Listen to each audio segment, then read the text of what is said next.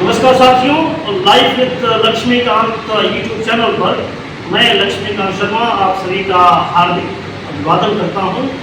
आज हमारे चैनल पर उपस्थित हैं श्री राम मनोहर शर्मा, जो सलेमपुर विधानसभा उत्तर प्रदेश की माननीय विधायक एवं वर्तमान में उत्तर प्रदेश सरकार में राज्य मंत्री विजय लक्ष्मी गौतम जी के प्रतिनिधि हैं। आज हम उनसे 5 मिनट एक बातचीत करना चाहूँगा।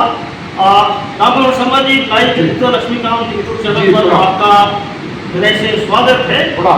हम चाहते हैं कि आपका परिचय हम अपने दर्शकों से कराएं और आपकी दृष्टि के बारे में उन तक आपकी बात पहुँचाएं। तो आप विधायक प्रतिनिधि हैं, उसके पहले आपका कार्यक्षेत्र क्या रहा है? मेरे विषय में अगर जानना हो तो सबसे पहले मैं एक स्वयंसेवक रहा हूँ। स्वयंसेवक है जी जी। और भारतीय जनता पार्टी की सबसे छोटी इकाई गांव बूथ अध्यक्ष होता है, वहाँ से हमने काम किया संगठन जी जी। ये लगभग कितने सालों का ये सफर रहा है आपका? 93-94 से मैं भारतीय जनता पार्टी की सक्रिय सदस्यता से जुड़े। आप उनके चुनाव प्रचार के दौरान भी आप काफी सक्रिय रहे हैं, कहाँ कहाँ आपने काम किया? जी जी। माननीय मंत्री जी का जब मिशन यह मुझे समझ में आया सलेमपुर की राजनीति करनी है, तो हम लोगों को भी अपना भविष्य दिखा कि माननीय भारतीय जनता पार्टी की माननीय राजनीति करनी है, विजय लक्ष्मी जी को हम लोगों को भी करना है। तो एक कुशल नेतृत्व की जरूरत है जी। और वह कुशल नेतृत्व का सारा गुण माननीय विजय लक्ष्मी गौतम जी में मुझे दिखा कि एक सौम्य स्वभाव की, कर्तव्यनिष्ठ और व्यक्तित्व की धनी, ईमानदार छवि की और राजनीति में दूरगामी सोच रखने वाली यह नेता है। और निश्चित ही यह समाज के लिए, राष्ट्र के लिए हर जगह अच्छा उतरेगी। इनके साथ मिलकर काम करना मेरे लिए और भारतीय जनता पार्टी के लिए अच्छा रहेगा। उसके लिए हमने माननीय विजय लक्ष्मी को अपना नेता माना। आपने अपना नेता माना स्थानीय स्तर पर? स्थानीय स्तर पर, पूरे प्रदेश स्तर, स्थानीय स्तर, स्थानीय स्तर पर जी। स्थानीय स्तर से ही हम राष्ट्रव्यापी स्तर पर पहुँचते हैं, ये एक सच्चाई है। हमने आपके बारे में थोड़ा हमने एक रिसर्च किया आपसे बात करने के पहले, तो मुझे पता चला कि आप माननीय योगी आदित्यनाथ जब हिंदू युवा वाहिनी में काफ़ी सक्रिय थे, तो उस समय भी आपका कोई एक ऐसी घटनाक्रम मैंने ऐसा देखा कि कहीं उनके साथ कुछ बात हो रही थी और वहाँ अचानक पहुँचते हैं और पुलिस जो है लाठी भांजती है, ऐसा कुछ तो होता है ऐसा कुछ जी। 2007 में भारतीय राजीव अग्रहरी की हत्या होती है गोरखपुर में। यही मुहर्रम का समय चल रहा था और वह आंदोलन गोरखपुर से पूरे धीरे धीरे क्षेत्र में फैल गया।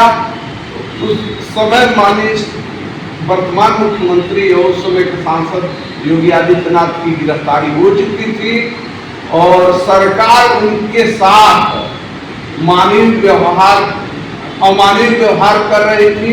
उनको कारागार में डाल दिया गया था और उस संत को, उस सांसद को सामान्य से ज्यादा प्रताड़ित करने का सरकार काम कर रही थी। सरकार के विरोध में मुख्यमंत्री का हम लोगों ने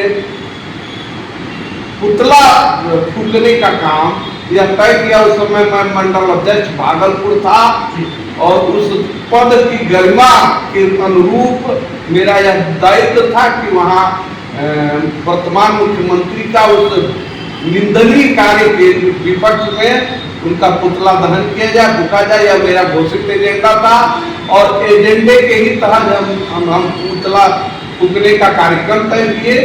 पुलिस हमको मना की, उसके बावजूद भी हम लोगों ने पुलिस को यह बताने के लिए कि तुम्हारी ही नहीं, माननीय योगी आदित्यनाथ के लिए हमारा संपूर्ण समर्पण है और उसी भावना के साथ हम लोगों ने वह आंदोलन खड़ा किया और भागलपुर चौराहे पर हमारी गिरफ्तारी हुई। और राम मनोहर जी, अभी मैं देवरिया मुख्यालय में था, जी। तो वहाँ न्यूज़ 15 के ब्यूरो चीफ से मेरी बात हो रही जी। थी, तो मैंने उनसे एक सवाल पूछा कि क्या देवरिया, अगर देवरिया मतलब पूरा जनपद, अगर ये गोरखपुर से नहीं कटा होता, अलग जिला नहीं बना होता, तो जिस तरह से गोरखपुर का विकास हुआ उसी तरह से देवरिया का हुआ होता क्या? क्योंकि यहाँ तक इंडस्ट्रीज नहीं है, जब तक उद्योग धंधे नहीं लगेंगे किसी जिले में या किसी विधानसभा क्षेत्र में, तो उसका बहुत बड़ा विकास नहीं हो सकता। तो आप इसकी क्या दृष्टि है इससे? हमारी सरकार की, उत्तर प्रदेश सरकार की, माननीय योगी आदित्यनाथ जी की पूरी संकल्पना है कि हम यहाँ इंडस्ट्री को भी डेवलप करेंगे। वह योजना रचना सरकार की चल रही है। क्षेत्र का और भौगोलिक अध्ययन किया जा रहा है कि किस तरीके का उद्योग कारखाना डेवलप किया जाए जिससे यहाँ की बेरोजगारी, यहाँ के आय लोगों की बढ़ाई जा सकती है।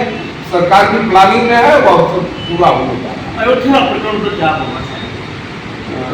यह एक विषय बहुत मर्माहट की है और हम सभी हिंदू जनमानस प्रेमियों से करबद्ध प्रार्थना करके यह निवेदन करना चाहते हैं कि विषय को इतर न किया जाए। विषय निश्चित ही गंदा है और जहाँ भी चोरी होता है, धार्मिक जगह पर सेंधमारी होती है, उससे छोटा काम कुछ हो ही नहीं सकता है।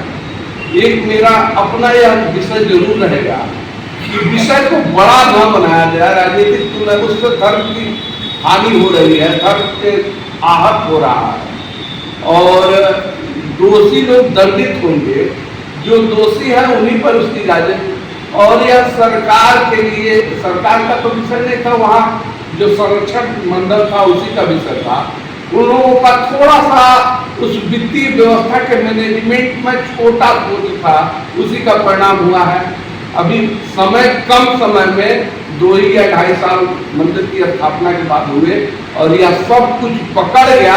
यह उपलब्धि है, यह पारदर्शिता है और मैं निश्चित ही यह अनुरोध करूंगा कि जो दोषी है उसको दंडात्मक कार्रवाई हो, उसको कहीं बख्शा न जाए, जिससे हिंदू जनमानस का विश्वास बढ़े। आप एक सामान्य से एक गांव से आते हैं और लंबे समय तक आपने निस्वार्थ प्रतिबद्धता दिखाई है अपनी पार्टी के प्रति, पार्टी की विचारधारा के प्रति, और उसका एक पुरस्कार मिला आपको ये विधायक प्रतिनिधि के रूप में, और निश्चित रूप से आपका गांव भी गौरवान्वित होगा और गौरव का विषय भी होना चाहिए। क्या आप ये मानते हैं कि अगर आप निस्वार्थ अपने पथ पर अहर्निश चलते रहते हैं तो एक पुरस्कार ठीक है, तो निश्चित रूप से उसका एक पुरस्कार मिलता है? चूंकि मेरा यह मानना है कि यह पद नहीं है, यह दायित्व है। दायित्व, और दायित्व का निर्वहन पूरी जिम्मेदारी और तन्मयता से करना चाहिए हर व्यक्ति को, चाहे वह दायित्व बड़ा दायित्व हो या छोटा दायित्व हो। दायित्व से परनिष्ठे पर कहीं कोई बात नहीं होनी चाहिए और हर कार्य आपको आगे का मार्ग प्रशस्त करता है, मेरा विश्वास। बहुत बड़ी बात आपने की है। जैसे जैसे आपने एक पुरस्कार भी जब मिलता है, सम्मान मिलता है, तो जिम्मेदारी और ज़्यादा बढ़ जाती है। आपने बहुत अच्छी बात की कि एक दायित्व है, यह कोई पद नहीं है।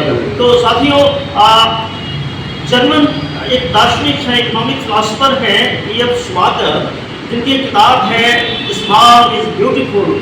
वैसे small villages, small towns, small district से भी बड़े बड़े लोग हैं जो बड़े बड़े